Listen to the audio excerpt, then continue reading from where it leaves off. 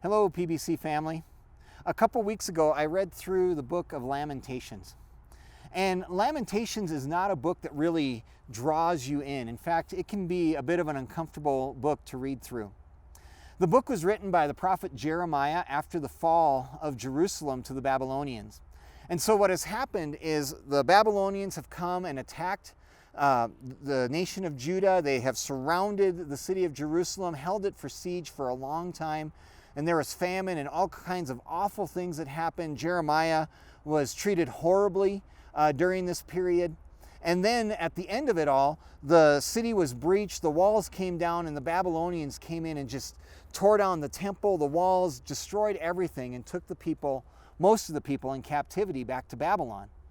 And so in this book, Jeremiah is lamenting, he's mourning, he is grieving and crying out to God over everything that has happened. And it is a book that faces the pain and the loss of life head on. We are in a season that has taken a lot from us.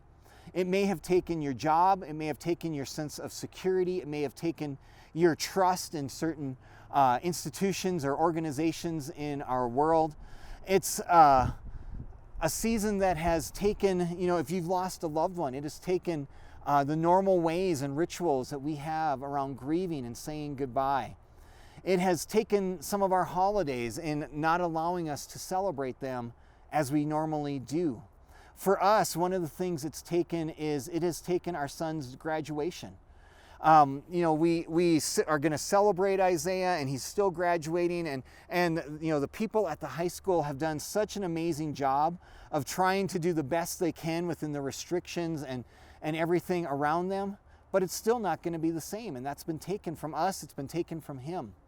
For students, you've lost the end of the school year, you've lost that time with friends. It might be sports, it might be, the musical or other activities and concerts and things that you're a part of.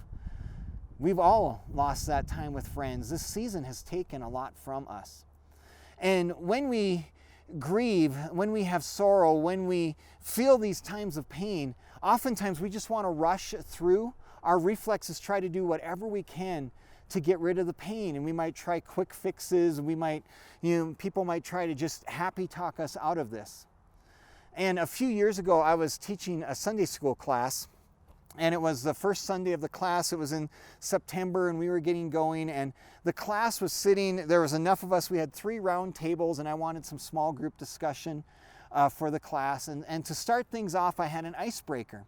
And I simply said, let's just take some time around your tables and discuss what's something about the fall that you're looking forward to, that you love, but what's something about what's coming up as we transition from summer to fall that you're not looking forward to. You might have some hard thing, coming up, or just a part of this season you don't like. And when that time was done, I had each table, someone from that table, just share a little bit about what they talked about at their table. And at one of the tables was a guy, and he spoke for his table, and he said, well, we just talked about what we're looking forward to. And the reason for this is because he had this thinking that you can't ever think about anything negative. You had to always think positive, always look positive, and you could never even just give voice to something that might be hard or something you might not even be looking forward to in your life. But that is not what the Bible tells us. In the Bible, God shows that He gives space for us to lament.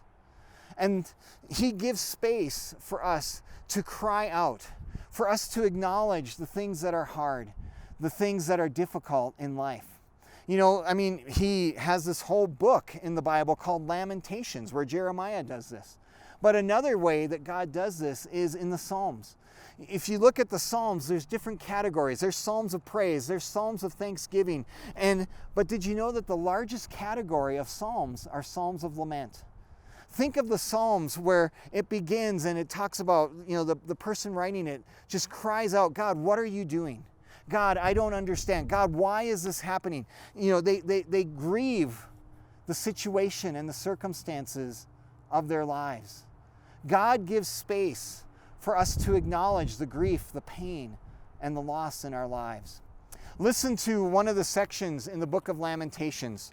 In Lamentations chapter 3, Starting in verse 19, it says, I remember my affliction and my wandering, the bitterness and the gall. I will remember them, and my soul is downcast within me. Jeremiah is saying, what I've been through, the bitterness of this time, all the suffering that I've experienced and others, I remember that. I just can't push that away and ignore it. But then he says this, yet this I call to mind, and therefore I have hope.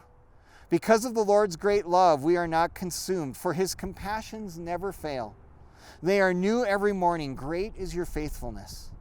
I say to myself, the Lord is my portion, therefore I will wait for him. So Jeremiah acknowledges what he has lost. He acknowledges the pain and suffering that he and the Jewish people have gone through. But then he says, but I still have hope. And my hope is in God, because he has not abandoned us, even in this time. His compassions never fail. His mercies are new every morning. I can count on his faithfulness, even in a time as awful and difficult as this. Lament is something that helps get us past quick fixes. It helps get us past just trying to happy talk our way out of the pain. Lament lets us acknowledge that things are hard, that things are difficult, that this hurts, that this is not how the world should be. But it also points us to the Lord and helps us remember this is not how things will always be. And this is so important because one of the things lament does is it builds empathy in us. It helps build our compassion. It helps build our ability to show mercy to others. And lament is something that allows us to bear one another's burden and to walk with people through those times of difficulty. But there's also another important thing that lament does. It is something that builds our faith because it helps bring us back to God. You see, in this passage that I read, Jeremiah let his sorrow, his pain, his grief become a path that led him to God. And the great thing about our God is, I think especially in times of sorrow and pain and grief, he is anxious to meet us in them.